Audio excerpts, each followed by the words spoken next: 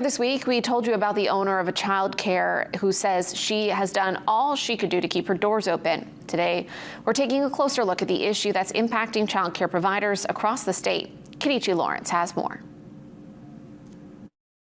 This past Friday was the day I decided I have no other choice. On Monday, I have to break this news. Parents of about 100 children in Aroostook County will now have to find an alternative care for their children. That's because Ms. Jordan's Child Development Center had to close their doors. On Tuesday, the day I submit payroll, we had $7,000 in our checking account and $0 in our savings.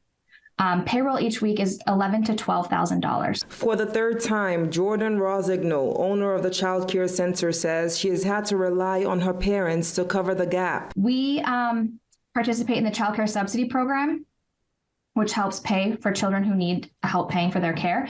And we are over a month behind in getting those payments. Rosigno says child care centers like hers are left with no other options but to close. Child care centers do not have a comfortable pillow to absorb those losses. It needs to be the same sort of public outcry that we did years ago when we funded K through 12.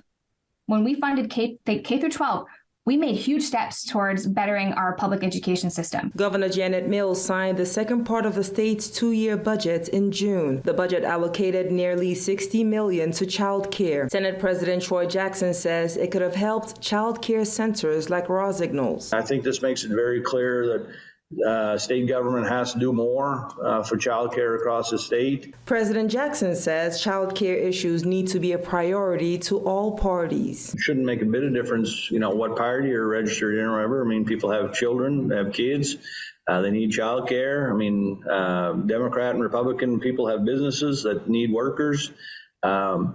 But again, when the state has resources, it all comes down to, what do you want to put those resources in? For me, it was childcare, housing. For others, it was income tax cuts. Now these parents who are out of work are going to be collecting unemployment from the state, and they're going to be on social programs that they now need.